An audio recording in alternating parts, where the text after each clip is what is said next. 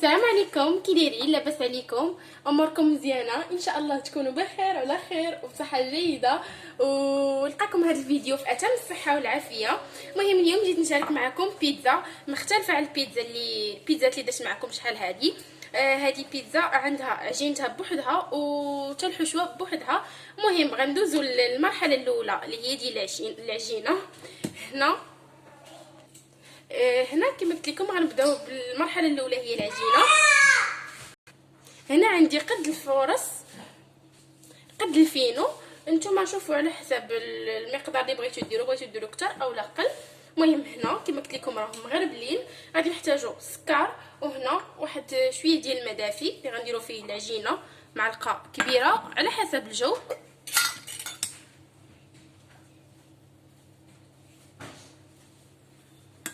صافي نخلطها ونخليها.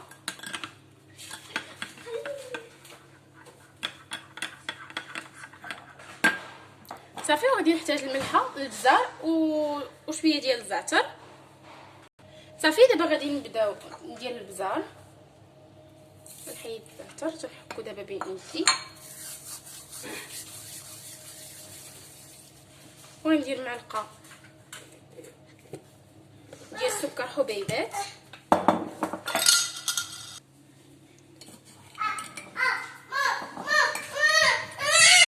صافي هنا غادي نخلط النواشف كاملين كما قلت لكم، كما الكميه متساويه بين الفورص والفينو. درتو رابعه تكون رابعه، درتو نص كيلو راه بحال المهم تكون الكميه متساويه. غنخلط بحال هكا النواشف.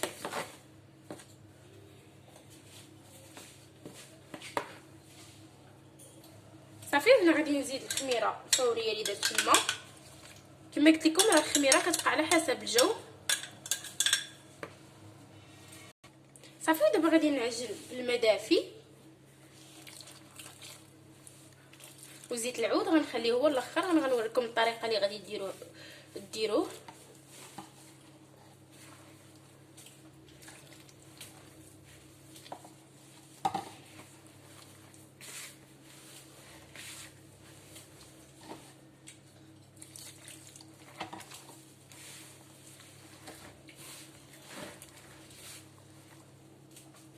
صافي هنا باقا ما جمعتهاش مزيان، غادي نزيد 6 ديال المعالق كبار ديال زيت الزيتون.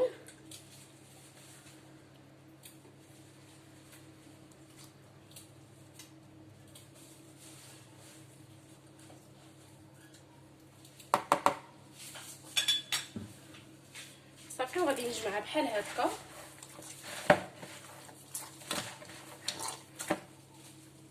صافي كيف ما شفتوا كنبقاو ندخلو في زيت الزيتون مع العجينه مزيان بحال هكا بهذه الطريقه حتى كتمتص لينا كاع داك الزيت الزيتون.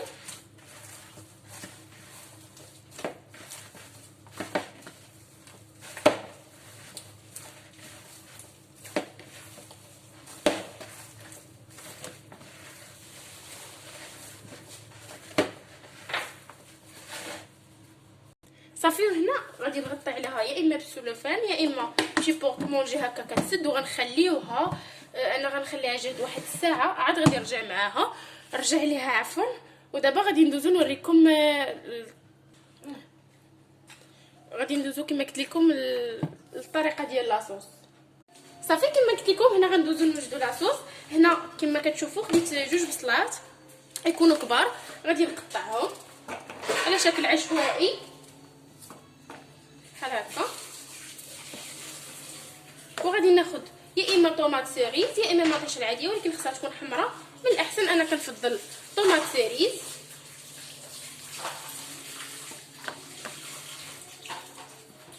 صافي غنديرها هكا وغادي نطحنها. هاد لاصوص راه كتجي زوينه، احسن من نبقاو نقطعوا في البصله بوحدها ونطيبوا لاصوص ديال البيتزا بوحدها وداكشي. حنا ما غادي نحتاجوا لا نديروا بصله لا والو، البصله كتكفي غير هنا في لاصوص. المهم هانتوما غتشوفوا معايا المراحل.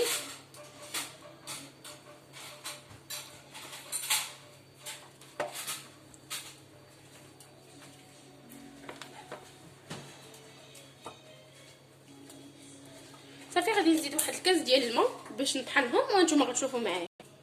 صافي كيف ما كتشوفوا معايا انا طحنتها مزيان. كتبغي تطحن مزيان صافي. هي غادي نديرها دابا بشي طنجره وغنكمل البقيه وغادي تشوفوا معايا كما قلت لكم غنزيد التوابل وانتم غتشوفوا معايا التوابل اللي غندير هنا. صافي هنا في التوابل غادي نزيد تحميره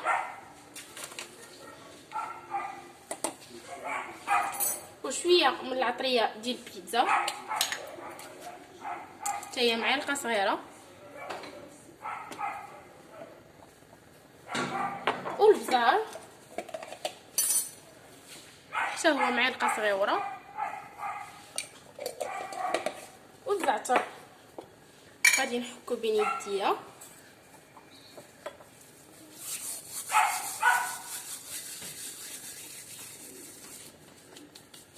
صافي والملح وزبيته العود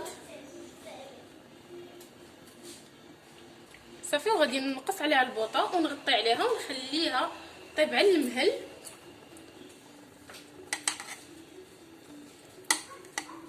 راه كتجي هائله. وغادي نزيد عليها واحد المعلقه كبيره ديال مطيشه الحك. انا هنا مطيشه الحك اللي محتفظه في الكونجيلاتور.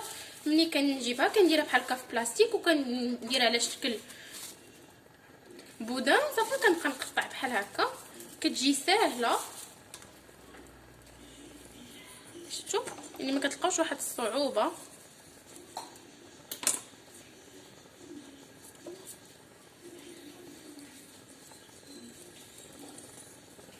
صافي دابا غادي نقطع عليها ونخليها طيب. صافي هنا غادي نرجع للعجينه. هاي كيف ما كتشوفوا معايا شحال انفعلات. صافي دابا غادي نخرج من هذاك الهواء كنخليوها ساعه المكانه. المهم على حسب الجو. انا هنا خليتها بالضبط ساعه ديال المكانه. شفتوا كيفاش كتجي.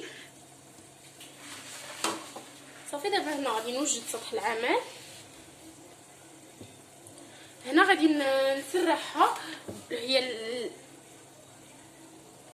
السر ديال العجينه باش كتجي زوينه ولا بقات كتجي زوينه هي نورقوها بالحرش كما كتشوفوا معايا. انا درت هنا الفينو اللي هو الحرش. صافي غناخذ العجينه ديالي وغادي ندلكها شويه بحال هكا من فوق هذاك الفينو فوق سطح العمل.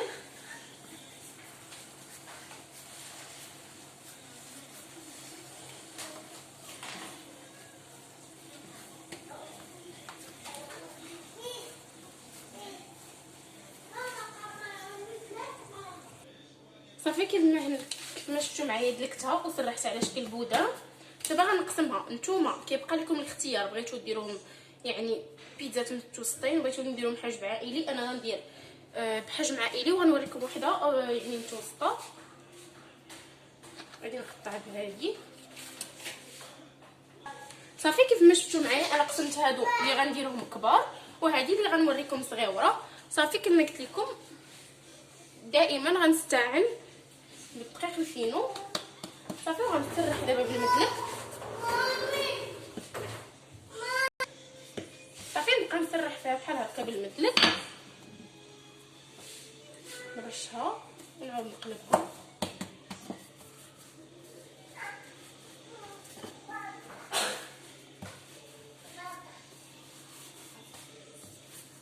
صافي نحاول نبقى نديرها على شكل دائري.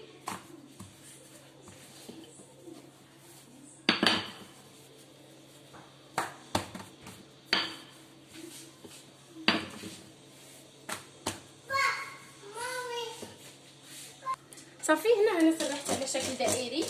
صافي وغادي نسكتها بحال هكا. صافي هنا درتها في هاد لاطه الصغيره. ها هي لاصوص ديالنا وجدات. شفتوا كنخليها حتى كتعقد كتجي غزاله. صافي دابا غادي ندير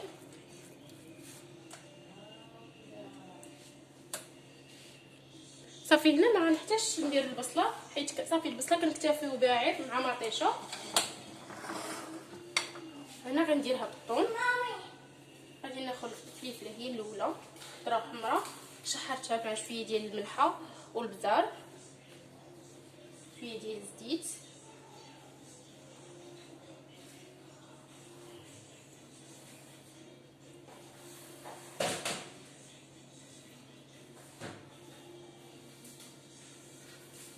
كتبغي تكون مقطعه رقيقه بزاف. صافي غندير الزون.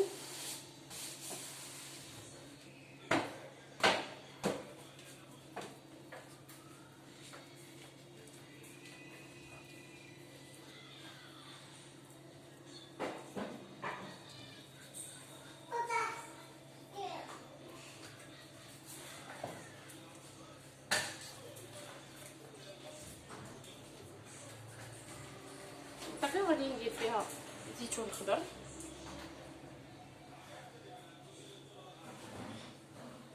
واسود حتى هو، والفرماج غنخليها حتى طيب شويه، عاد غادي نزيدو باش ما يتحمرش. صافي وغادي نكمل الاخرين وغتشوفوا معايا الشكل النهائي ديال البيتزا كاملين. ايوا هذا هو الشكل النهائي ديال البيتزا، كتجي غزاله. وشوفوا لاباط كيفاش كتجي من التحت، كتجي رائعه. وكيف ما شفتوا معايا راه دخلتها الطيب حتى طابت مزيان، عاد زدت عليها الفرماج وخليته غير شويه ما يتحمرش. صافي وجبتها وهي كتكون واجده، يعني وجبه سريعه التحضير واقتصاديه في نفس الوقت. المهم كنتمنى هذا لا فيديو ديال اليوم يعجبكم وما تبخلوش عليا بلي لايك والاشتراك في القناه وتفعيل الجرس باش دائما يوصلكم الجديد. وخليوا لي الكومونتيرات زوينين ديالكم، ومره قولوا لي الاطباق اللي كتبغوني ننوع عليكم. واستودعكم الله الى الفيديو المقبل باذن الله.